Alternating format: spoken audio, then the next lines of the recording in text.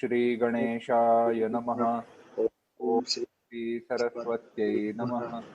ओम श्री गुरुभ्यो नमः।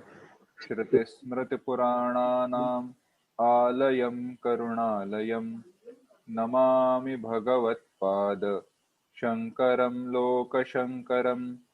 शङ्करं शङ्कराचार्यं केशवं बादरायणं सूत्रभाष्यकृतौ वन्दे भगवन्तौ पुनः पुनः।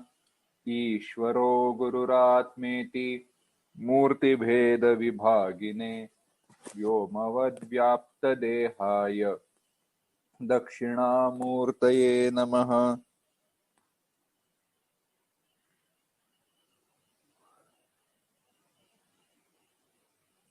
योऽन्तः प्रविश्य मम वाचमिमां प्रसुप्तां सञ्जीवयत्यखिलशक्तिधरस्वधाम्ना अन्यांश हस्तचरणश्रवणत्वगादीन् प्राणान्नमो भगवते पुरुषाय तुभ्यं। वंशीविभूषितकरान्नवनीरदाभात् पीताम्बरादरुणबिम्बफलाधरोष्ठात् पूर्णेन्दुसुन्दरमुखादरविन्दनेत्रात् कृष्णात् परं किमपि तत्त्वमहं न जाने। वसुदेवसुतं देवं कंसचाणूरमर्दनं देवकी परमानन्दं कृष्णं वन्दे जगद्गुरुम्।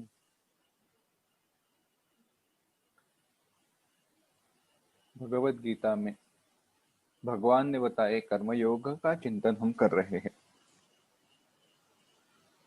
भगवान कर्मयोग का उपदेश देते हैं। क्यों देते हैं, कैसे देते हैं, कारण क्या है, इन सब का हमने चिंतन किया है। वह चिंतन बताने वाले जो श्लोक है 39 से लेके 47 तक, उन श्लोकों को एक साथ पढ़ेंगे।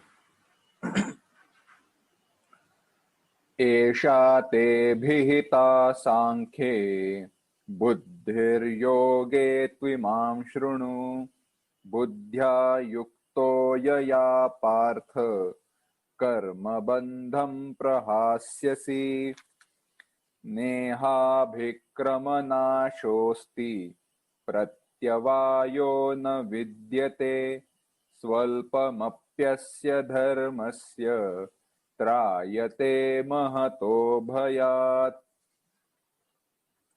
व्यवसायात्मिका बुद्धिः एकेह कुरु नन्दन बहुशाखाह्यनन्ताश्च बुद्धयो व्यवसायिनाम्। यामिमां पुष्पितां वाचं प्रवदन्त्यविपश्चितः वेदवादरताः पार्थ नान्यदस्तीति वादिनः कामात्मानः स्वर्गपराः जन्मकर्मफलप्रदां क्रियाविशेषबहुलां भोगैश्वर्यगतिं प्रति भोगैश्वर्यप्रसक्तानां तयापहृतचेतसाम्। व्यवसायात्मिका बुद्धिः समाधौ न विधीयते।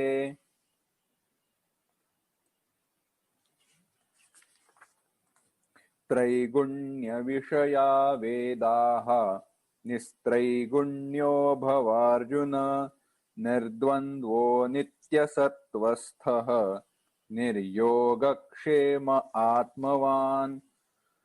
यावानर्थ उदपाने सर्वतः सम्प्लुतोदके तावान् सर्वेषु वेदेषु ब्राह्मणस्य विजानतः। कर्मण्येवाधिकारस्ते मा फलेषु कदाचन मा कर्मफलहेतुर्भूः मा ते संगोस्त्वकर्मणि। भगवान कहते हैं कर्मण्येवाधिकारस्ते मा फलेषु कदाचन मा कर्मफलहेतुर्भूः मा ते संगोस्त्वकर्मणि। हम चिंतन कर रहे थे कर्म करने में ही तुम्हारा अधिकार है, फल में नहीं है। इसका विस्तार करते हुए हमने यह देखा था कि कर्म करने का हमें अधिकार है, या कर्म करने का ही अधिकार है। कर्म का फल कैसा मिले, कब मिले, यह चुनने का अधिकार नहीं है, या फल को चुनने का हमें अधिकार नहीं है। इसके ऊपर थोड़ा चिंतन करते हैं। इसको जो हम जैसे गलत समझते हैं, या जो हमारी गलत धारणाएं हैं, उसके बारे में हमने भी चिंतन किया था। कहा था कि कर्म के फल की इच्छा न करना, यह इस श्लोक का अर्थ नहीं है। क्योंकि कर्म के फल की इच्छा किए बिना कोई कर्म नहीं हो सकता, या फल की इच्छा के बिना कोई कर्म हो ही नहीं सकता। प्रयोजनम अनुद्दिश्य मंदोपि न प्रवर्तते। कोई प्रयोजन दिखे बिना, कोई हेतु दिखे बिना, मंद भी यानी जो अविवेकी है, जो कुछ जिसकी समझ कम है, ऐसा व्यक्ति भी कोई कर्म में प्रवृत्त नहीं होता। प्यास लगी है, प्यास बुझानी है, इसीलिए तो व्यक्ति पानी पीने के लिए तत्पर होता है। यानी हर कर्म के पीछे, चाहे वो शास्त्रीय हो या व्यावहारिक हो, हर कर्म के पीछे कोई ना कोई प्रयोजन रहता है, और प्रयोजन माने फल की इच्छा। अगर फल की इच्छा के बिना कर्म हो नहीं सकता, तो ऐसे क्यों कहा गया है कि कर्म करने में ही अधिकार है, फल में नहीं है? यानी मुझे कर्म करने का अधिकार है, लेकिन कर्म फल चुनने का नहीं है। इसका अर्थ यह है कि कर्म मेरे अधीन है, जैसे कर्म किया है वैसे फल मिलने वाला है, लेकिन वह कब मिले, कैसा मिले और कैसे मिले, यह मेरे अधिकार में नहीं है। और यह उपदेश का कारण क्या है, यह हम बाद में देखेंगे। पहले थोड़ा कर्म के बारे में विचार करते हैं। अब बताओ, कर्म व्यावहारिक दृष्टि से भी देखते हैं और शास्त्रीय दृष्टि से भी देखते हैं। मैंने कहा था कर्म मानसिक होता है। मन कृतम कृतम राम न शरीर कृतम कृतम। मन के द्वारा किया गया कर्म ही अगर कर्म है, शरीर के द्वारा किया गया कर्म अगर कर्म नहीं है, तो क्या समझना चाहिए?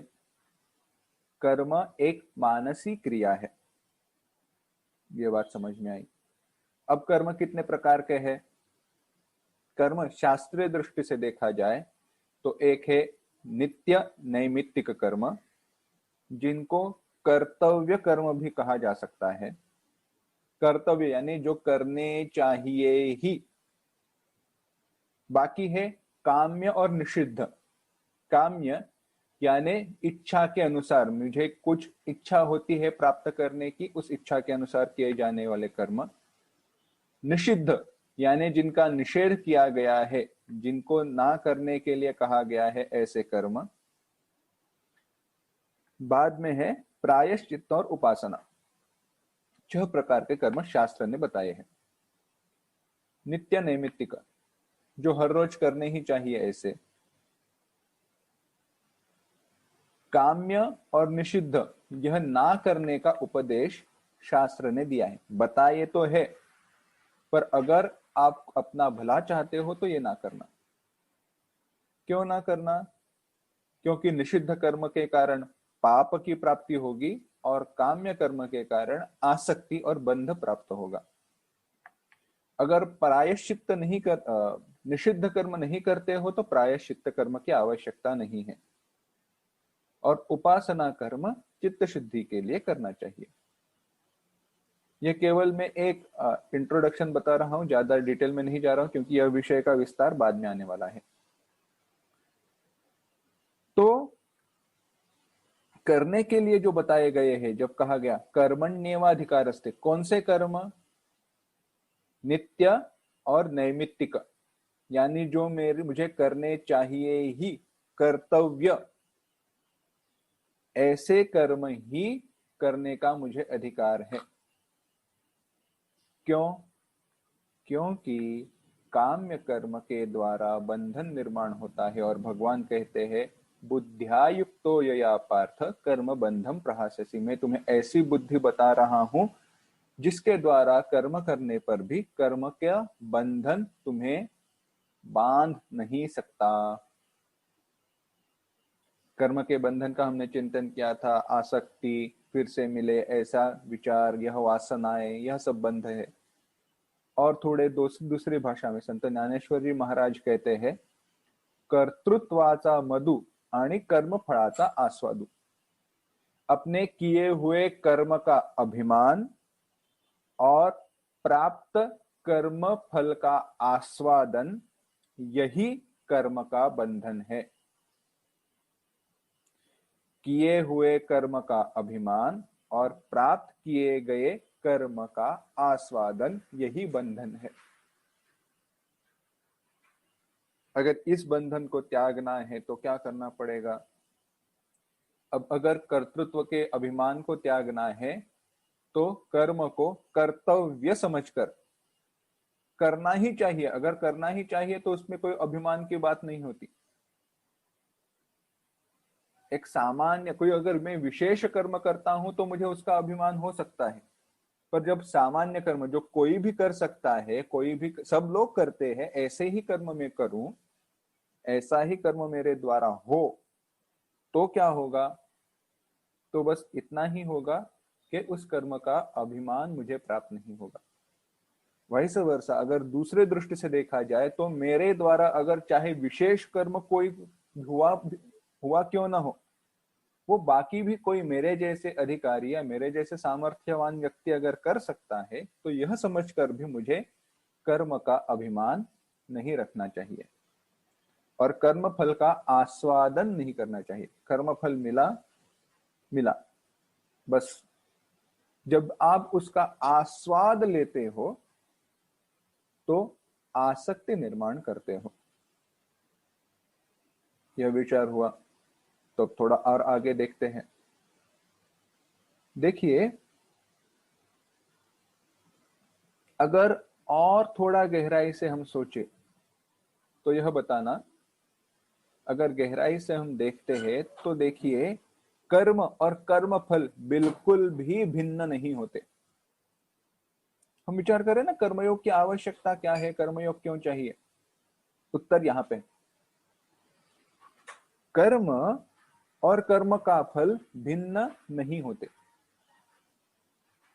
यानी अगर आपने पानी पिया है तो प्यास बुझनी चाहिए, अगर आपने खाना खाया है तो आपका पेट भरना चाहिए, अगर आपने 10 रुपए दिए हैं तो 10 रुपए की जो वस्तु है वो आपको मिलनी है। यानी जो कर्म किया है वो उससे भिन्न कर्म फल हो नहीं सकता। तो दिक्कत कहां पे है? दिक्कत की बात यह है कि हम यह भूल जाते हैं। क्या भूल जाते हैं? हम यह भूल जाते हैं कि हमने किए हुए कर्म का फल हमें मिलना ही है। हम क्या भूल जाते हैं? हमने किए हुए कर्म का फल हमें मिलना ही है। और यह भूलने के कारण आगे क्या होता है? आगे यह होता है कि मैं अभी कर्म करता हूं, तो कर्म करते वक्त कर्म के बारे में सोचता हूं। जैसे उदाहरण देखो कि समझो मैंने बीज बोया, जब तक वो बाहर उसके अंकुर, यह सब वो छोटे छोटे पत्ते वगैरह वो बाहर नहीं आते, तब तक मैंने उसका ख्याल रखा, बारिश भी अच्छी हो रही है। अब फसल अच्छी आए या न आए, होने वाले बारिश पर निर्भर करता है। तो अब अगला फल, मैंने किए हुए कर्म का फल भविष्य में कैसे मिलने वाला है, इसके ऊपर मैं चिंता करता हूं, इसके ऊपर मैं चिंतन करते रहता हूं। क्या भविष्य में वह फल मिलने वाला नहीं है? ऐसी बात है। किए हुए कर्म का कुछ ना कुछ फल मिलने ही वाला है, पर भविष्य में मिलने वाले फल का चिंतन करते समय मैं अपने वर्तमान को खो बैठता हूं। कर्म किया है वर्तमान में, चिंता है भविष्य की, इसमें मैं अपने वर्तमान को खो बैठता हूं, और जब मैं वर्तमान को खो बैठता हूं, मैं दुख को प्राप्त हो जाता हूं। इस चिंता के कारण अभी जो मैं नए कर्म कर सकता हूं, नया कुछ कर सकता हूं, उसको मैं खो देता हूं। तो ऐसे जो वर्तमान स्थिति है, उसको हमें खोना नहीं चाहिए, वर्तमान स्थिति को त्यागना नहीं चाहिए। वर्तमान स्थिति को त्याग कर हमें कुछ नहीं मिलने वाला। इसीलिए इसीलिए कर्मयोग की आवश्यकता है। कर्मण्येवाधिकारस्ते, कर्म करो, फल मिलेगा ही। फल की चिंता मत करना, फल की चिंता करोगे तो बंधन में फंस जाओगे। फिर से एक और बात बताना चाहता हूं, यह सब जगह पर लागू नहीं होता। यानी मैंने महीने भर काम किया है, महीने के अंत में मुझे पगार ना मिले तो भी चलेगा, ऐसे नहीं चलता। वहां पे वो फल मिलना ही चाहिए, पर उसके साथ मेरी आसक्ति जुड़ी हुई नहीं होनी चाहिए। वह एक विवेक हमारे मन में होना चाहिए। एक और बात, हम कहते हैं ना, ये काम बहुत दुखदायक होता है, वर्क इज टायरसम वगैरह, ऐसे जब हम कहते हैं, बहुत थक जाते हैं। क्या हमने कभी सोचा है हम कर्म के बाद क्यों थक जाते हैं? अगर सही दृष्टि से देखा जाए तो हम जो कर्म करते हैं वह कर्म है ही नहीं। क्या बात हुई, ये क्या कह रहे हो? मैं यही कहना चाहता हूं, हम जो करते हैं उस क्रिया को कर्म कह नहीं सकते। क्यों? स्वामी चिन्मयानंद जी बहुत अच्छी बात कहते थे। वह कहते थे, work without worship is labour, work without worship is labour. एक पूज्य बुद्धि के अभाव में किए गया कर्म या की गई क्रिया मजदूरी है, कर्म नहीं। पूज्य बुद्धि के अभाव में, कोई एक व्यापक बुद्धि के अभाव में किया गया कर्म या की गई क्रिया में एक शब्द का उपयोग करूंगा, मजदूरी है, कर्म नहीं। कैसे? दिन भर काम करने के बाद अंत में, या महीना भर काम करने के बाद अंत में मैं जो धन या अर्थ की अपेक्षा करता हूं, क्या यह मजदूरी नहीं है?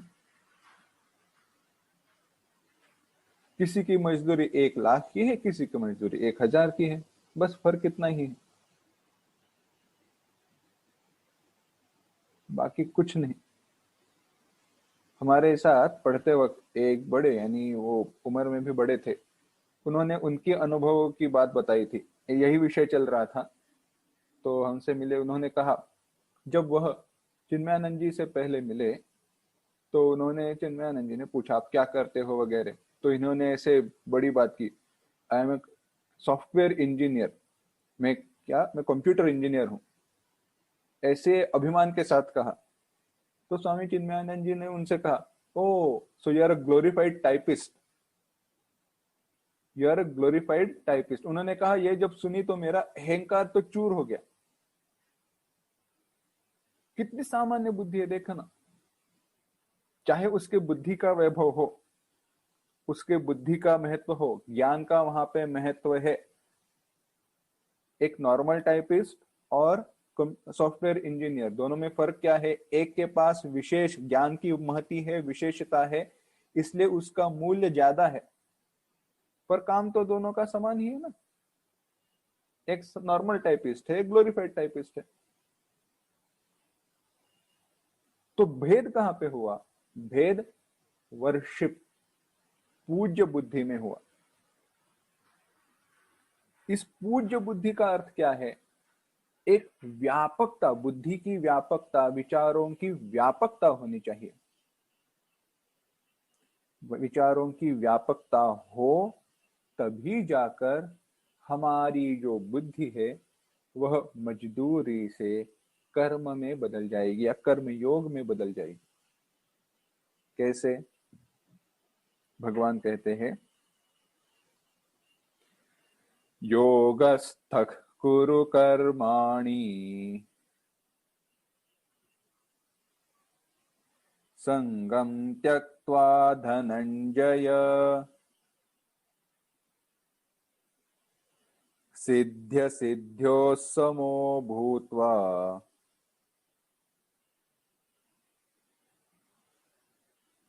समत्वं योग उच्यते। एक साथ, योगस्थः कुरु कर्माणि संगम त्यक्त्वा धनंजय सिद्ध्य सिद्ध्यो समो भूत्वा समत्वं योग उच्यते। भगवान कहते हैं, योगस्थः कुरु कर्माणि। हे धनंजय, हे धनंजय, हे अर्जुन, संगम त्यक्त्वा, संग का त्याग करके, योगस्थः तथा च सिद्ध्य सिद्ध्यो हो समः भूत्वा, सिद्धि और असिद्धि में सम होकर कर्माणि कुरु,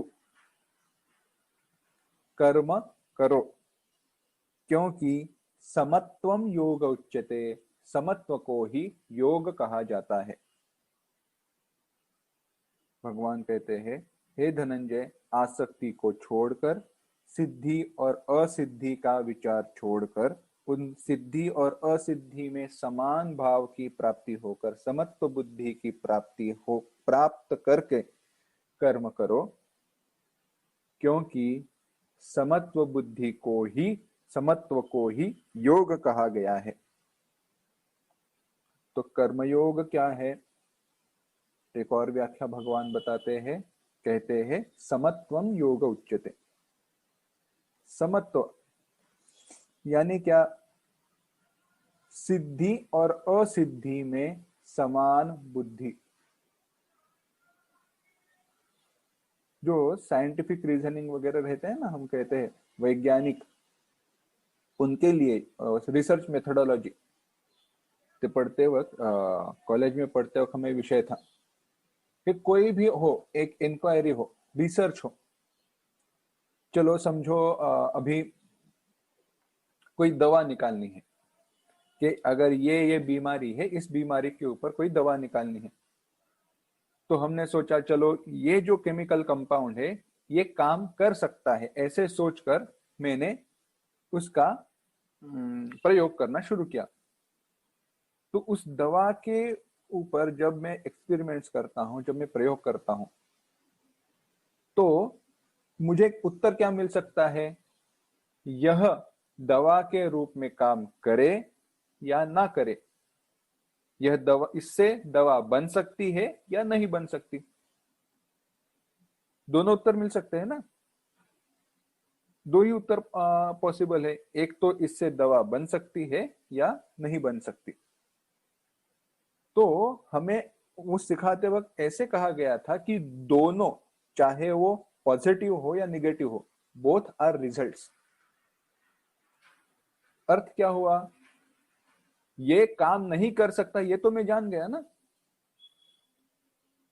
यानी जब मैं प्रयोग करता हूं, जब मैं एक्सपेरिमेंट करता हूं, तो मेरे एक्सपेरिमेंट्स का, मेरे प्रयोग का, मेरी खोज का, अन्वेषण का हेतु इससे मैं दवा बनाना ही चाहता हूं, ऐसे नहीं होना चाहिए। हेतु क्या होना चाहिए? यह खोजना कि इस द्रव्य से, इस केमिकल कंपाउंड से, इस रसायन से दवा बन सकती है या नहीं। अगर है मिला तो भी सही, नहीं मिला तो भी सही। इसी प्रकार से कर्म करने के बाद फल मिला तो भी सही, ना मिला तो भी सही। सिद्धि असिद्धि समो भूत्वा। अब मेरा प्रश्न आगे का यह है, यह सिद्धि और असिद्धि के बारे में हम सम कब हो सकते हैं? फल की सिद्धि और असिद्धि, इसके बारे में हम समान बुद्धि वाले तभी हो सकते हैं जब हम कर्तव्य कर्म कर रहे हैं। जो मुझे कर्म करना ही है, उस कर्म के बारे में ही तो मेरी समबुद्धि हो सकती है। अगर मुझे इच्छा है, काम्य कर्म है, या मैं चाहता हूं, क्या मैं राजा बनना चाहता हूं, मैं प्रधानमंत्री या मुख्यमंत्री, प्रधानमंत्री बनना चाहता हूं। अगर मैं प्रधानमंत्री बनना चाहता हूं और मैं, तो यह काम्य कर्म हुआ। इच्छा की पूर्ति हुई तो सुख है, ना हुई तो दुख है। यानी जो भी काम्य कर्म है, जो भी इच्छा के साथ किया जाने वाला कर्म है, उसमें मेरी समान बुद्धि, समत्व बुद्धि हो नहीं सकती। तो समत्व बुद्धि कहां पे हो सकती है? केवल और केवल कर्तव्य कर्म में हो सकती है। और यह बहुत सूक्ष्म विचार है, पर इसकी व्यापकता बहुत बड़ी है। सोचकर देखिए, अगर समत्व बुद्धि कर्तव्य कर्म में ही हो सकती है, तो कर्तव्य कर्म कौन से होते हैं? कर्तव्य कर्म वही होते हैं जो समाज के सामायिक समान हित के लिए आवश्यक और मूलभूत प्रेरणादायी होते हैं,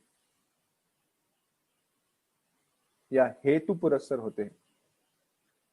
समाज की सामान्य हित के लिए जो आवश्यक होते हैं, वही कर्तव्य कर्म होते हैं। और अगर वही कर्तव्य कर्म में करता हूं, तो केवल मैं ही नहीं, मैं सारे समाज को सुखी रखने की क्रिया कर रहा हूं, सुखी रख रहा हूं। जब मैं कोई काम्य कर्म की इच्छा करता हूं, ये कर्म यज्ञ या यज्ञ बुद्धि का विचार बाद में आएगा, यह कर्मयोग का ही एक व्यापक विस्तार है वहां पर अगर मैं कोई काम्य कर्म की इच्छा करता हूं, मुझे यह चाहिए, तो जब मैं कहता हूं मुझे यह चाहिए, तो हो क्या रहा है? मैं दूसरे से कुछ इनडायरेक्टली और डायरेक्टली छीन रहा हूं। मैं व्यवहार की बात कर रहा हूं। जैसे अगर मुझे इच्छा हुई, क्या इच्छा हुई? मैं उस दूसरे राज्य पर कब्जा पाना चाहता हूं। यानी मैंने समाज की एक जो घड़ी है, एक सामायिक स्थिति है, एक समान स्थिति है, शांत स्थिति है, उसको मैं तोड़ रहा हूं। क्योंकि मैं अपनी इच्छाएं, मेरी काम्य यानी मेरी इच्छाएं दूसरों पर फेंक रहा हूं, थोप रहा हूं। देखिए कर्मयोग का कितना महत्व है। विषय पर आते हैं। भगवान कहते हैं, योगस्थ कुरु कर्माणि संगम त्यक्त्वा धनंजय।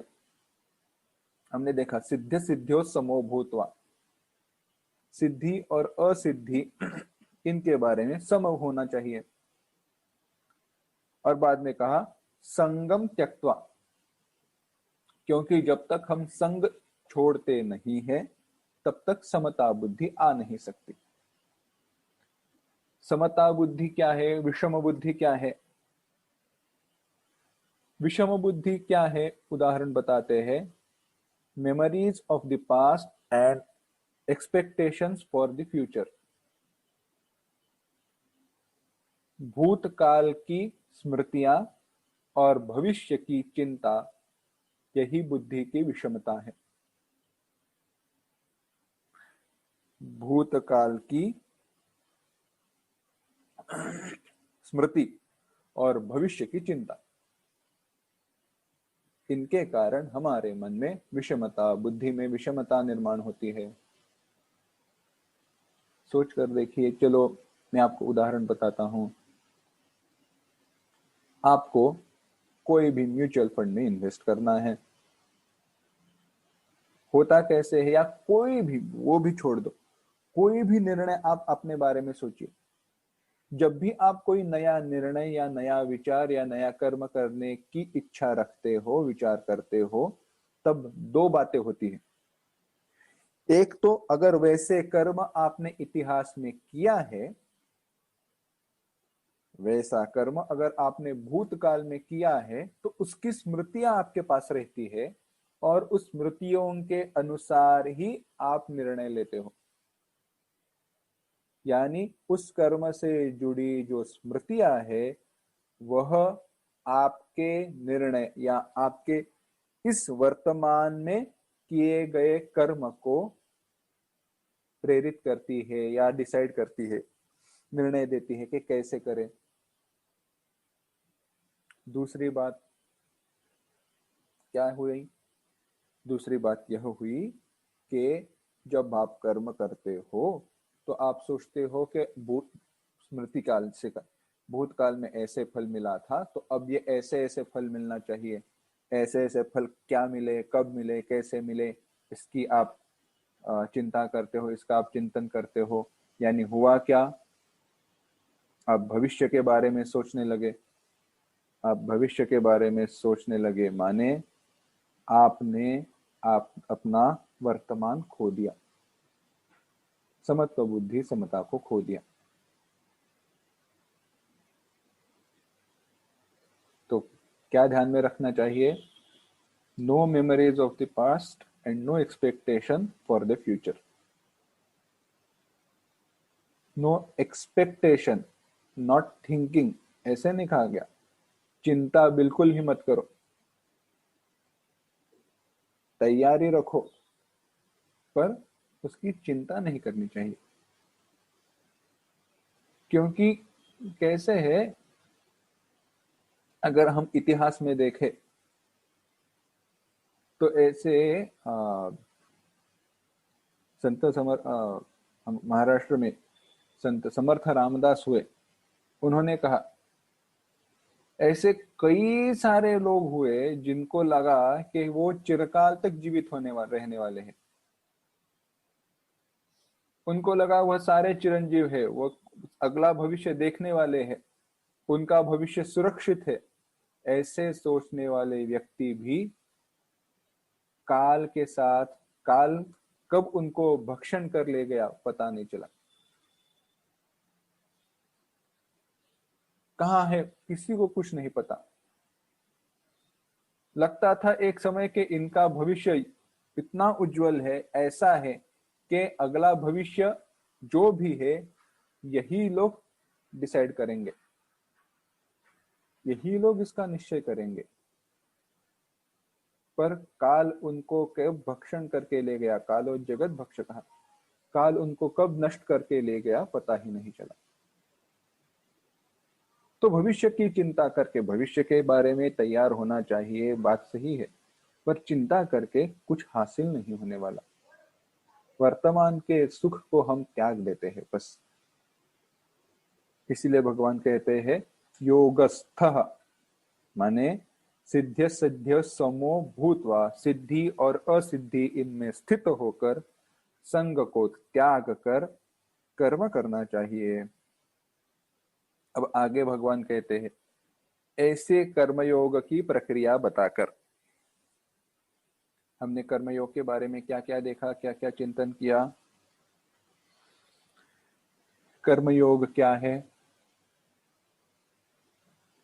ऐसी बुद्धि बुद्ध्या युक्तो यया पार्थ कर्म बंधम प्रहास्यसि, ऐसे बुद्धि से युक्त होकर कर्म करना चाहिए जिसके कारण तुम कर्म के बंधन को त्याग दोगे।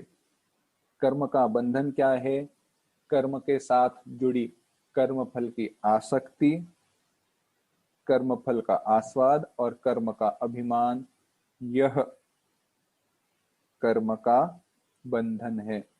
इस बंधन को त्याग कैसे दे? कर्म में कर्तव्य बुद्धि हो, व्यापक बुद्धि हो, तो इस कर्म को हम त्याग दे सकते हैं। और दूसरी बात कही, समत्वम योग उच्यते, समान बुद्धि से कर्म करना चाहिए। तो क्या करे? कर्मण्येवाधिकारस्ते मा फलेषु कदाचन, माँ कर्म फल हेतुर्भूः माते संगोस्त्व कर्मणि। ऐसे कहा, आपको क्या करना चाहिए? माते संगोस्तु कर्मणि, कर्म के फल के साथ संग नहीं रखना चाहिए। इतना ही नहीं, तो कहा कर्म कर्तव्य बुद्धि से करना चाहिए। और एक और बात, अब हर बुद्धि में जब भी आप कर्म करो तो एक ईश्वरार्पण बुद्धि होनी चाहिए। ईश्वरार्पण बुद्धि माने क्या? ईश्वरार्पण बुद्धि माने कोई बड़ी या उदाहरण बताते हैं, सैनिक, युद्ध भूमि पर जब सैनिक लड़ते हैं, वह अपने लिए लड़ते हैं कि या राष्ट्र की रक्षा के लिए लड़ते हैं? राष्ट्र की रक्षा के लिए लड़ते हैं। उनको अपने जीव देखो, वह उनको अपने जीवन का यानी अपना जीव बचाना चाहिए, वह सब होता ही है, वह कुछ ना कुछ मन के पीछे होगा ही। पर मैं जिंदा क्यों रहूं? मरेंगे, जिएंगे तो और भी लड़ेंगे। सुनते हैं ना? अगर हम जिंदा रहेंगे तो और भी लड़ेंगे। क्यों? क्योंकि राष्ट्र की रक्षा हो। वह अपने जीवन का मूल्य राष्ट्र के प्रति रहता है उनका, यानी उनकी बुद्धि व्यापक हुई है। वो जो भी कर्म करते हैं वह राष्ट्रार्पित हो गया है, राष्ट्र के लिए। इसी प्रकार से जो भी हम कर्म करते हैं वह भगवान को अर्पित किया जाए तो कर्मयोग हो जाता है। ईश्वरार्पित कर दो कर्म तो कर्मयोग हो गया।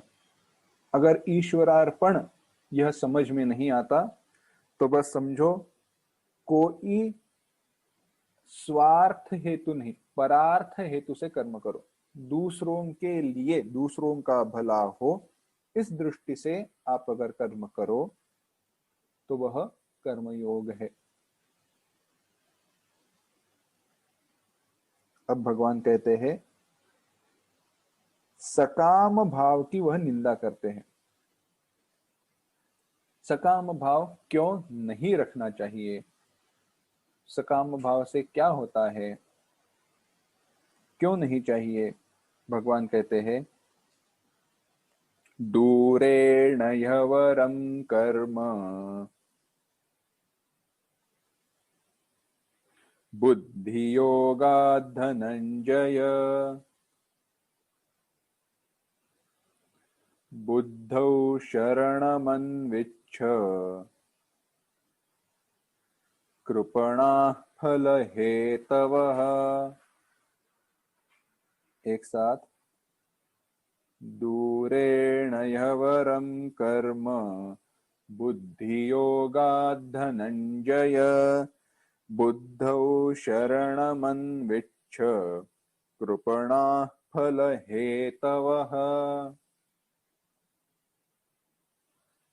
भगवान कहते हैं बुद्धि योगात। बुद्धि योगात माने इस जो अभी बुद्धि योग का चिंतन किया है उस योग से, समत्व रूप बुद्धि योग से, कर्म यानी सकाम कर्म या काम्य कर्म, दूरेण यवरम, दूरेण बहुत दूर से, अवरम यानी बहुत हीन स्तर पर है, बहुत ही निचली स्तर पर है। अतः इसलिए हे धनंजय, अर्जुन, बुद्धौ शरणम अन्विच्छ, इस कर्मयोग की बुद्धि में, समत्व बुद्धि में ही शरण जाओ। इस समत्व बुद्धि की शरण लो। आप बुद्धौ शरणम अन्विच्छ, इस बुद्धि को शरण जाओ तो होगा क्या? फल हेतवाः कृपणाः सन्ति, क्योंकि फल की इच्छा करने वाले कृपण है, दीन है। भगवान कहते हैं इस समत्व रूप बुद्धि योग से या समत्व रूप बुद्धि योग के साथ तुलना करने पर जो भी सकाम कर्म है वह अत्यंत हीन है। इसीलिए इस समत्व बुद्धि की शरण लेनी चाहिए, इस समत्व बुद्धि में आश्रय लेना चाहिए। क्यों आश्रय लेना चाहिए? क्योंकि सकाम बुद्धि से कर्म करने वाले, सकाम या कर्म के फल की इच्छा रखने वाले कृपण यानी दीन होते हैं। अभी तक हमने चिंतन किया है, तो देखते हैं सकाम भाव की चिंता करने वाले दीन होते हैं। भगवान ने कहा ना, क्यों कहा भगवान ने? बुद्धौ शरणमन्विच्छ कृपणाः फल हेतवः, फल की इच्छा रखने वाले कृपण होते हैं। अर्थ क्या समझिए। शूद्र फलमात्र लोभेन परमानंदानुभवेन वंचिताः। मधुसूदन सरस्वती जी कहते हैं, वह क्या कहते हैं? कृपण यानी जो कंजूस रहता है, क्या कहता है? कौड़ी जमा इकट्ठा करते रहता है, एक एक चवन्नी अठन्नी इकट्ठा करते रहेगा। क्यों? क्योंकि बाद में कभी काम आए। ऐसे व्यक्ति को अगर आप कहो अरे जरा इन्वेस्ट वगैरह करो, कहीं पे रख दो, तो उसका जो ब्याज मिलेगा वो बहुत अच्छा रहे, नहीं छूटेगा ही नहीं। चमड़ा जाए पर दमड़ा न जाए। तो हो क्या रहा है, वह अपनी कृपणता के कारण, अपनी दीनता के कारण, अपने कंजूसी के कारण अधिक मिलने वाले फल से वह वंचित हो रहा है। अभी मिल रहा हुआ जो फल है उससे कई गुना ज्यादा फल उसे मिलेगा, पर उस फल से वह वंचित हो रहा है।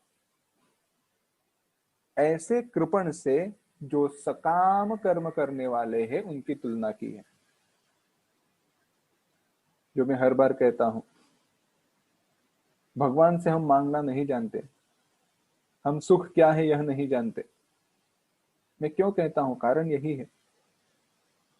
अरे स्वर्ग जैसे सुख की इच्छा करनी चाहिए, वहां पे हम क्या मांगते हैं?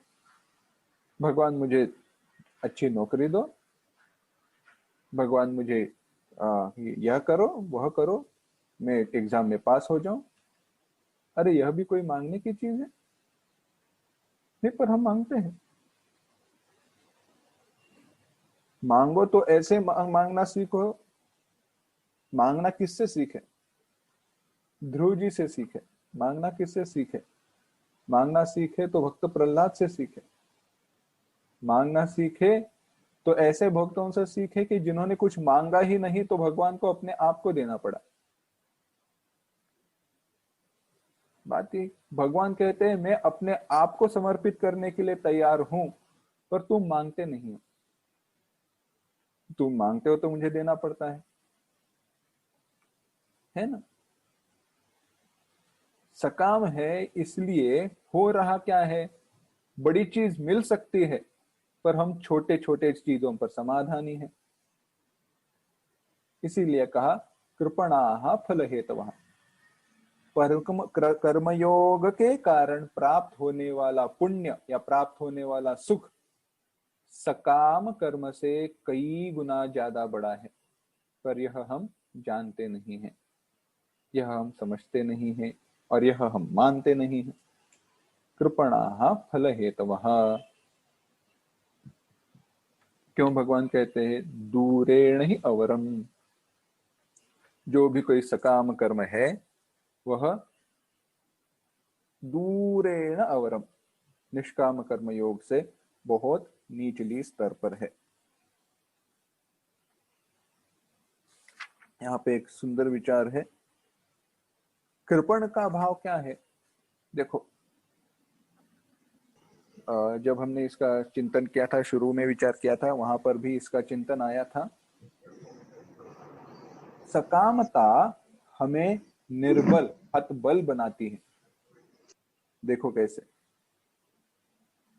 मैंने कर्म किया, समझो मैंने नया घर खरीदना है। नया घर खरीदना है, कहाँ पे खरीदना है?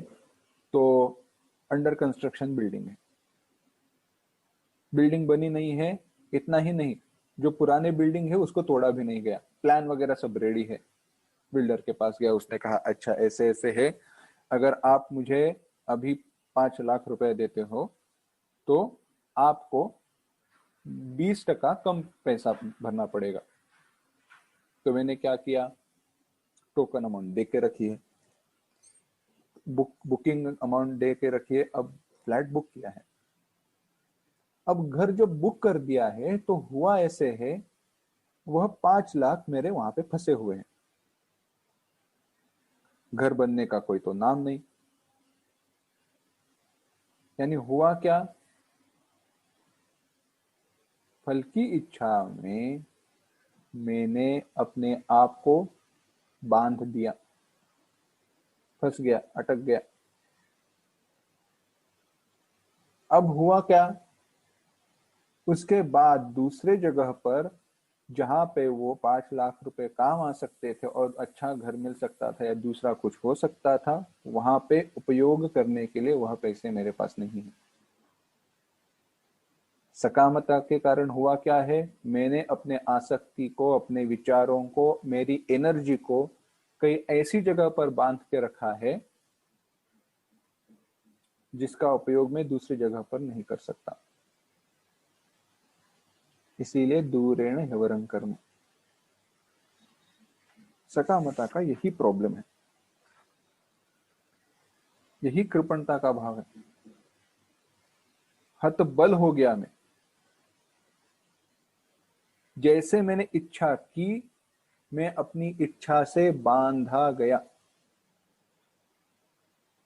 और अगर यह बंधन है तो अब बताइए, कई एक 5-6 प्रवचन पहले हमने चिंतन किया था कि मुझे जो चाहिए, मुझे जो चाहिए वह न चाहना स्वातंत्र है। Not doing what I want two is freedom, मैंने कहा था। ये स्वातंत्र कहां से आया? अपनी काम्य कर्म की पकड़ में ना आना ही सच्चा स्वातंत्र है। इच्छा करें तो इच्छा से हम बांधे जाते हैं। अपनी इच्छाओं से अपने आप को ना बांधना स्वातंत्र है। इसीलिए शास्त्र कर्मयोग क्यों बता रहा है? क्योंकि तुम सकाम कर्म की बंधन से छूट जाओ। 2-4 श्लोक पहले जाते हैं, या कर्मयोग की जब शुरुआत की थी चिंतन की, तब हमने देखा था पशुवत प्रवृत्ति से, हीन प्रवृत्ति से अच्छी प्रवृत्ति की तरफ आना, इसके लिए काम्य कर्म बताए। लेकिन काम्य कर्म से और भी आगे बढ़ने के लिए कर्मयोग बताया गया है। अब ऐसे समत्व बुद्धि का आश्रय लेने के लिए भगवान ने जब कहा, तो जिसने समत्व बुद्धि को धारण किया है या उसका आश्रय लिया है, उसकी प्रशंसा भगवान कहते हैं, और कर्मयोग का अनुष्ठान करने की आज्ञा अर्जुन को भगवान देते हैं। वह कहते हैं बुद्धि युक्तो जहातीह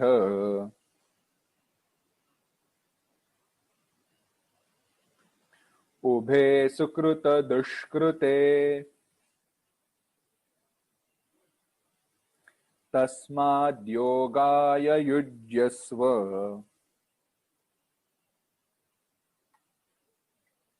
योगः कर्मसु कौशलम्।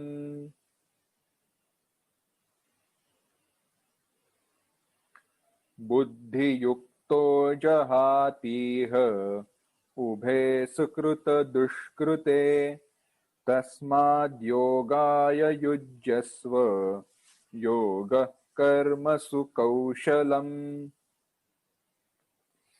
भगवान कहते हैं बुद्धि युक्तः इह, जो इस समबुद्धि से युक्त है वह यहाँ सुकृत दुष्कृते उभे, पुण्य और पाप दोनों को जहाती, दोनों का त्याग कर देता है। इसीलिए तस्मात् योगाय युज्यस्व, इस समत्व रूप योग का आश्रय लो। योग कर्मसु कौशलम, यानी कर्म की बंधन से छूटने का कौशल ही योग है। भगवान क्या कहते हैं, समत्व बुद्धि का जिसने आश्रय लिया है वह पुरुष पुण्य और पाप इन दोनों का त्याग कर देता है और उनसे मुक्त हो जाता है। इसीलिए अर्जुन तुम भी समत्व को प्राप्त हो जाओ। अर्जुन से ऐसा क्यों कहा? क्योंकि अर्जुन ने प्रश्न पूछा था, यद्वा जयेम यदि वा नो जयेयुः, हम जीत जाएंगे या हार जाएंगे, या जीतना चाहिए या हारना चाहिए। भगवान कहते हैं समत्वम, समत्वम योग उच्यते। आगे कहते हैं यह समत्व रूप जो योग है, यानी समत्व रूप कर्म में रखी गई दक्षता, ध्यान जो है, वही कर्म की बंधन से छूटने का उपाय है। योग कर्मसु कौशलम। अब प्रश्न यह आता है, मैं निष्काम भाव से या कर्मयोग की द्वारा, कर्मयोग की दृष्टि से कर्म करूं तो मैं पुण्य और पाप इन दोनों को त्याग देता हूं कैसे? क्योंकि अगर कर्म है तो कर्म का फल तो होना ही चाहिए, और कर्म का फल है तो उसमें कोई पुण्य और पाप जुड़ा होना चाहिए। तो ये कैसे समझे? देखते हैं। देख, पहली तो बात यह कि कर्म करने वाला कौन है? अहंकारस्तथा कर्ता करणंच पृथक विधम विविधाश्च पृथक चेष्टा दैवश्चैवात्र पंचमम। कर्म के बारे में भगवान 18वें अध्याय में कहेंगे कर्म करने के लिए क्या क्या आवश्यक है। अहंकार चाहिए, कर्ता चाहिए, कर्म चाहिए, क्रिया चाहिए और अधिष्ठान देवता चाहिए। अहंकारम तथा कर्ता करणंच पृथक विधम विविधाश्च पृथक चेष्टा दैवम चैवात्र पंचमम। यह सारे होने पर भी कर्म के लिए कारण क्या है? कर्म के लिए कारण है कर्तृत्व, अहंकार। अहंकार क्या कहता है? मैं करता हूं, मैं करने वाला हूं। जब ऐसे कहा तो कर्म निर्माण हुआ। जब आप ऐसे कहते नहीं हो तो होगा क्या? जब आप ऐसे नहीं कहते हो तो कर्म का निर्माण नहीं होगा, और कर्म का निर्माण नहीं होगा तो ना आपको पुण्य मिलेगा ना पाप मिलेगा। जितना आसान है समझने के लिए उतना यह आसान नहीं है, मैं जानता हूं, पर इसका विस्तार तीसरे अध्याय में बहुत अच्छे तरीके से आने वाला है, इसलिए मैं ज्यादा यहाँ पे विस्तार नहीं करूंगा। निष्काम कर्म योग के कारण ना आपको पुण्य मिलेगा ना पाप मिलेगा, क्योंकि वहां पे कर्म को धारण करने वाला ही नहीं है। तो मुझे क्या मिलेगा निष्काम कर्म योग के कारण? निष्काम कर्म योग के कारण सबसे बड़ी चीज, इस कर्म की बंधन से मुक्ति, यह मुझे मिलेगी। इसीलिए भगवान कहते हैं ऐसे समत्व बुद्धि के साथ जुड़े रहो। आगे कहते हैं कर्मजं बुद्धि युक्ता ही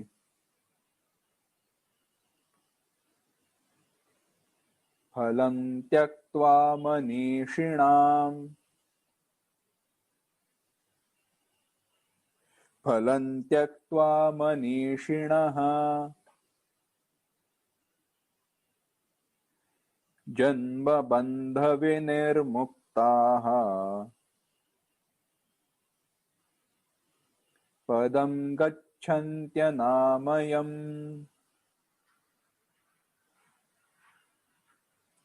कर्मजं बुद्धियुक्ता हि फलं त्यक्त्वा मनीषिणः जन्मबन्धविनिर्मुक्ताः पदं गच्छन्त्यनामयम्।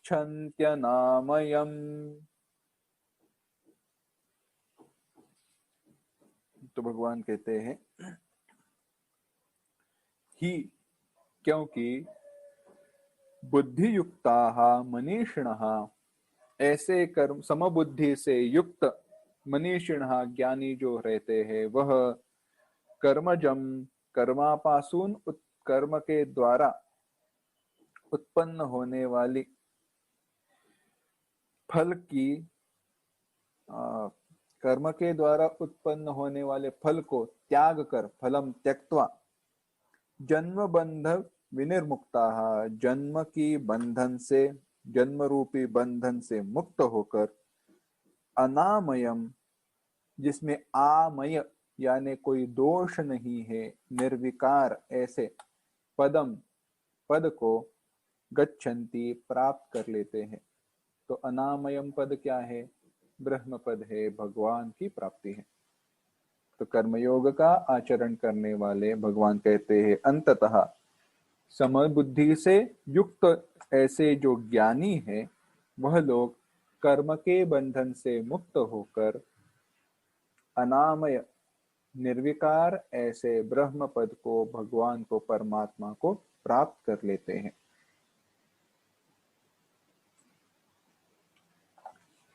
ज्यादा विस्तार नहीं करूंगा, एकदम अल्प में बताऊंगा।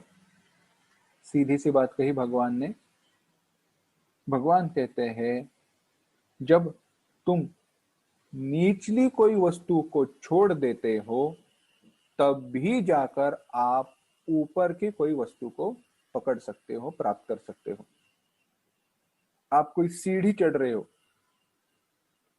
तो जब भी आप सीढ़ी चढ़ रहे हो, तो निचली जो सीढ़ी है उसको त्याग कर, उसको छोड़कर आपको आगे जाना पड़ता है। और निचली वस्तु को जब आप छोड़ देते हो, तब भी जाकर आप उससे कोई श्रेष्ठ है उसको प्राप्त करते हो। तो अगर परमात्मा की, भगवान की प्राप्ति करनी है, तो उससे हीन जो कोई सकाम वस्तु है उनका त्याग करना चाहिए, और उनका त्याग करने वाला व्यक्ति भगवान को प्राप्त करता ही है।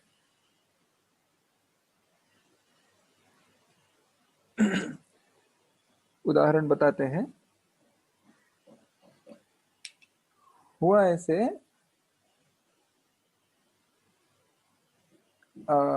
एक व्यक्ति नदी से जा रहा था, व्यापारी था, बहुत सोना उसको मिला था। अब हुआ ऐसे, कुछ कारण नदी में बाढ़ आई और नाव डूबने लगी। वहां पे दूसरी बड़ी नाव आई और उन्होंने कहा हाथ दीजिए। अब व्यापारी ने तो हाथ दिया, पर उसको ऊपर खींच नहीं पा रहे थे। क्यों? क्योंकि वह जो सारा सोना था उसको वह पकड़ के रखा था। अब जब सोने को उसने पकड़ के रखा है, तो क्या वो ऊपर खींचा जा सकता है? नहीं। तो उन्होंने कहा उसको छोड़ दो। तो कहा नहीं, ये मेरे जीवन की कमाई है, मैं इसको छोड़ नहीं सकता। तो उन्होंने पूछा, आपको जीवन की कमाई प्यारी है या आपका जीवन? आपको जीवन की सारी कमाई, जो भी पूंजी है, वह प्यारी है या जीवन? क्योंकि जीवन ही ना हो तो ये सारी पूंजी का क्या फायदा? छोड़ दो उसको। जब उसने छोड़ दिया, तब उसको दूसरे हाथ से जो पकड़ा था उससे वो खींच पाए। हम करते क्या है, भगवान मुझे छोड़ा, भगवान मुझे यहाँ से लेकर जाओ, भगवान कहते तो है, पर निचली वस्तु को हम छोड़ नहीं सकते, छोड़ते नहीं। एक बड़ी सुंदर कथा याद आई, चाहे इस संदर्भ में हम जोड़ भी सकते हैं, ना भी जोड़ सकते हैं, कोई बड़ी बात नहीं। एक बुढ़िया थी, लकड़ी इकट्ठा करके वह अपना दिन गुजारा करती थी, बाकी उसका कोई नहीं था। हर दिन जंगल में जाओ, सूखी लकड़ियां इकट्ठा करो, उसको एक साथ बांध दो, उसको उठाकर वापस आओ, बाजार में जाकर बेच दो, और जो कुछ भी पैसे मिलते हैं उससे रोटी खा लो। एक दिन हुआ ऐसे, वो बहुत थक गई, वजन ज्यादा था, थक गई, पेड़ के नीचे बैठ गई और विचार करने लगी, क्या मेरी जिंदगी है, बुढ़िया हूँ, ना मेरा अभी कोई बेटा है, ना बेटी है, ना बहू है, ना कोई है, कुछ नहीं होता, अभी क्या करे। और जो ऐसे ही बोली कि हे मृत्यु, हे यम, अब तू ही आए तो अच्छा है, यम तू अब आ जाएगा तो अच्छी बात है। और हुआ ऐसे, तभी वहां आकाश मार्ग से यम जा रहे थे। उनको लगा, अरे पहली बार किसी को मैं देख रहा हूं कि मुझे बुला रहा है, कौन है। वह सामने खड़ा हुआ बुढ़िया के सामने। तो बुढ़िया ने कहा, पूछा कौन हो तुम। तो यम ने कहा, तुमने तो मुझे अभी बुलाया। मैंने किसे बुलाया, तुमने तो अभी कहा यम तू आ जाओ तो अच्छा है, इसलिए मैं आ गया, चलो मेरे साथ। तो बुढ़िया ने कहा, क्या कि मैंने तुम्हारे साथ आना चाहती हूँ इसलिए नहीं बुलाया, तो यह जो लकड़े का जो टोकरी है जो मैंने बांध के रखी है, यह मुझसे उठाई नहीं जाती, वह उठाने के लिए कोई चाहिए, इसलिए तुम्हें बुलाया है, ये थोड़ा मेरे घर तक लेकर आओ। यानी हुआ क्या है, अंगम गलितम पलितम मुंडम दशन विहीनम जातम तुंडम वृद्धो याति गृहीत्वा दंडम तदपि न मुंचति आशा पिंडम भज गोविंदम भज गोविंदम। भाष्यकार कहते हैं, अंगम गलितम पलितम मुंडम, अंगम गलितम, हमारे जो सारे जो मसल्स है, स्नायु है, उनकी शक्ति चली गई है, अपना हाथ हाथ से उठा नहीं सकते। पलितम मुंडम, ऐसे मुख की जो त्वचा है वो भी ऐसे सूख गई है, ऐसे नीचे नीचे आने लगी है। दशन विहीनम जातम तुंडम, सारे दांत गिर गए हैं। वृद्धत्व आया है, हाथ में दंड है,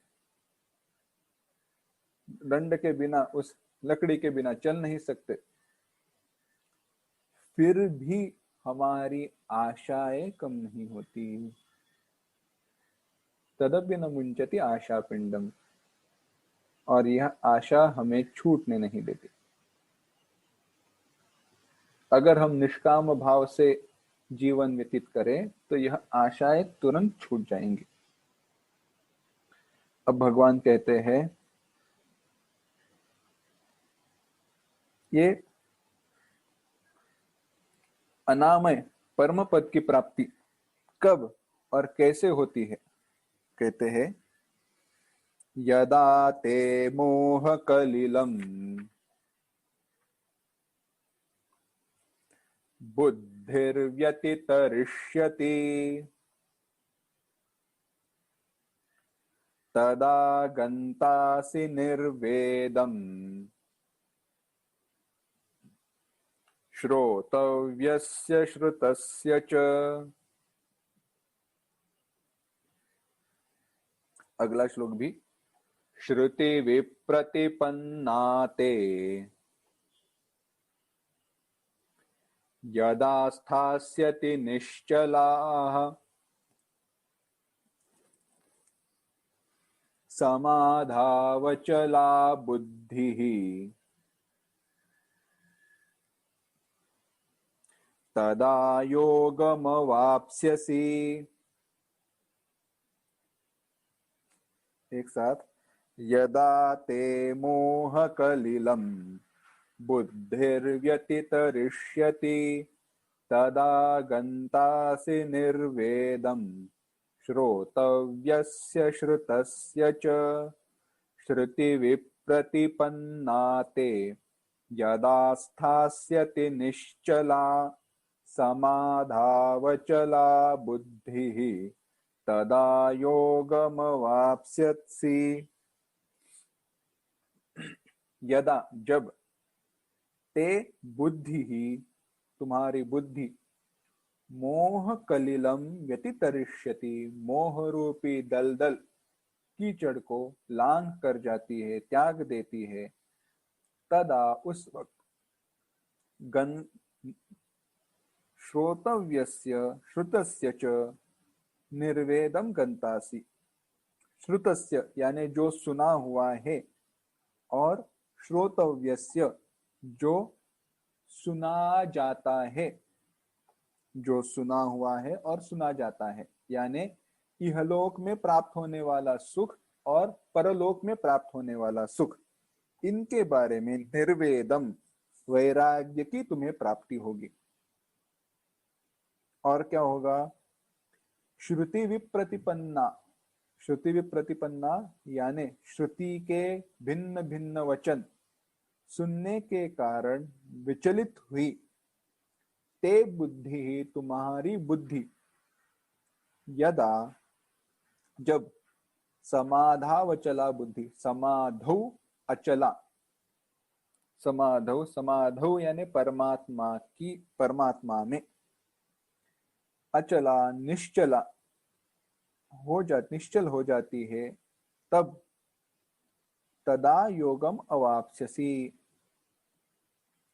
तब तुम योग की प्राप्ति करोगे, तुम्हें योग की प्राप्ति होगी। यानी यहाँ पे योग का अर्थ है परमात्मा के साथ एक रूपता। कर्मयोग का फल भगवान बताते हैं, जब तुम्हारी बुद्धि मोह रूपी दलदल को लांघ कर पार कर जाएगी, तब तुम्हारी मन में तुम्हें यहाँ पे प्राप्त होने वाले और इस परलोक में प्राप्त होने वाली सारी सुखों से वैराग्य की प्राप्ति होगी, और श्रुति की द्वारा सुने गए वचनों के कारण जो भी तुम्हारी विचलित हुई बुद्धि है, वह बुद्धि परमात्मा में स्थिर होकर तुम्हारा परमात्मा के साथ संयोग हो जाएगा, परमात्मा के साथ तुम एक रूप हो जाओगे। क्या कहा है? देखना, मोह रूपी दलदल में हम फंसे हुए हैं। भगवान क्या कहते हैं? हम मोह रूपी दलदल में फंसे हुए हैं, उस दलदल को लांघ कर जब तुम जाओगे। क्या सच में हम मोह रूपी दलदल में फंसे हुए हैं? तो भागवत में या कहीं एक कथा आती है, बड़ी सुंदर है। कहा क्या है? एक आदमी था, रास्ते से, जंगल से में से जा रहा था, वन में से जा रहा था, गड्ढा दिखा नहीं तो गिर गया। गिरते गिरते उसने कोई पेड़ का एक मूल था, उसको पकड़ लिया। अब हुआ क्या है देखिए, गिरते गिरते जब उसने मूली को पकड़ लिया, जो भी आवाज हुआ, तो उसके कारण वहीं पे एक मधुमक्खियों का छत्ता था, वहां से मधुमक्खियां बाहर आने लगी। अब उसकी अवस्था क्या है देखो, उसने नीचे देखा तो गड्ढे में नीचे सांप थे, ऊपर देखा तो मधुमक्खियां उसको काटने के लिए आई हुई थी, बाजू में एक बिच्छू था, वह उसके हाथ को डस रहा था। उतने में उसने देखा मधुमक्खियों का छत्ता जो हिला था, उसमें से मध के कुछ बूंद नीचे गिरने को आए थे, तो वह मुंह उस तरफ करके जीभ बाहर निकाल के उसको खाने का प्रयास कर रहा था। हुआ क्या है देखिए, यह सारे दुख है, हाथ छोड़ दूं नीचे गिर जाऊंगा, सांप मुझे काटेंगे, मैं मर जाऊंगा। बिच्छू यहाँ पे हाथ को काट रहा है, फिर भी मैं हाथ को छोड़ नहीं सकता। मधुमक्खियां काटने पे आई हुई है, काटने ही वाली है, फिर भी मैं कुछ कर नहीं सकता। ऐसी अवस्था में भी उसको जो अल्प सुख मिल रहा है, उस सुख की इच्छा है, इस गड्ढे से बाहर निकलने की इच्छा नहीं। ऐसी हमारी अवस्था है। यह मोह के कारण हमें लगता ही नहीं है हम दलदल में फंसे हुए हैं, क्योंकि हमें लगता है होता कैसे है। देखिए, अगर मेरे साथ सारे लोग गड्ढे में गिरे हुए हो तो मुझे कोई चिंता नहीं है। भाव हमारा ये है ना, अरे क्या मैं ही दुखी नहीं हूं, बाकी सारे दुखी है तो चल जाता है। पर ये इच्छा नहीं होती क्या कि मैं इस दुख से मुक्त हो जाऊं, इस दुख से पार हो जाऊं, परे हो जाऊं। सब दुखी है तो क्या मुझे इस दुख से मुक्त होने का अधिकार नहीं है? पर हम सोचते ही नहीं। ऐसी बुद्धि को जब ऐसे मोह कलिल, यानी दलदल में फंसी, मोह के रूपी दलदल में फंसने के सिवा हमारी बुद्धि जब उसे लांघ कर पार कर चली जाएगी, तब श्रोतव्य से श्रुतस्य च, इस जीवन में मिलने वाले सुख और पारलौकिक सुख, यानी ऐहिक आमुष्मिक, यह पृथ्वी पर मिलने वाले सारे उपभोग और स्वर्गाधिक उपभोग, इनके बारे में वैराग्य निर्माण हो जाएगा। क्योंकि चाहे वो मिले पर अल्प है ना, उनकी मर्यादा है, कभी ना कभी वो खत्म होने वाले हैं। तो क्या बुद्धि का क्या हुआ? पहले तो वेदों ने जो सकाम कर्म बताए थे, यह कर्म करो, ये करो, वो करो, इससे तुम्हें या इस सुख की प्राप्ति होगी, उस सुख की प्राप्ति होगी, यह सुनकर हमारी बुद्धि विचलित हुई थी। अब उस चंचलता को बुद्धि ने त्याग दिया है, और चंचलता को त्यागने के कारण अब वह बुद्धि परमात्मा में एक रूप हो रही है। संत ज्ञानेश्वर जी महाराज बड़ी सुंदर बात कहते हैं, बाद में वह विषय आता है, पर संदर्भ यहाँ पे आ रहा है इसलिए बताता हूं। वहां पे वह भगवान कहते हैं, ज्ञानेश्वरी में वह कहते हैं कि मदची माझी असता जेणे मी दुर्हावे पंडुसता। भगवान हमसे कितने दूर है? भगवान हमसे बिल्कुल भी दूर नहीं है, पर उनको मांगने के अलावा मैं बाकी सब चीजें मांगता हूं। गोस्वामी तुलसीदास जी कहते हैं, घट में है सूझो नहीं लानत ऐसी जिंद, तुलसी या संसार को भयो मोतिया बिंद। गोस्वामी, इस संसार को मोती बिंदु हुआ है क्या? घट में है सूझो नहीं, हमारे हृदय में परमात्मा बैठे हुए हैं, पर हम सारे विषयों में उनका सुख ढूंढते हैं। सुख का सागर हमारे पास है, पर सुख के लिए हम दर दर भटकते हैं। इसी को संत कबीरदास जी ने कहा, कहते हैं, पानी में मीन पियासी मोहे सुन सुन आवे हासी, आत्मज्ञान बिना नर भटके कोई गंगा कोई काशी। अरे पानी में रहने वाली मछली भी कभी कोई प्यासी हो सकती है, पर सुख का सागर परमात्मा हमारे हृदय में होकर भी, हमारे पास होकर भी सुख के लिए हम विषयों के दर दर भटकते हैं। कारण एक ही है, हम सकाम बुद्धि के आश्रित है। जब वही हम निष्काम बुद्धि के आश्रित हो जाएंगे तो सुख सागर परमात्मा की प्राप्ति हमें होगी। अब ऐसे जो व्यक्ति है, जो ज्ञान के अधिकारी है, यानी जिन्होंने ब्रह्म ज्ञान को पाया है कर्मयोग के द्वारा, जिनके चित्त की शुद्धि हुई है, ऐसे व्यक्तियों के बारे में, वह कैसे खाते हैं, पीते हैं, सोते हैं, वह कैसे होते हैं, इसके बारे में अर्जुन प्रश्न करेंगे। यानी जीवन मुक्त के बारे में अर्जुन प्रश्न करेंगे और भगवान बताएंगे कि जीवन मुक्त के लक्षण क्या है, पर वह अगली बार देखेंगे।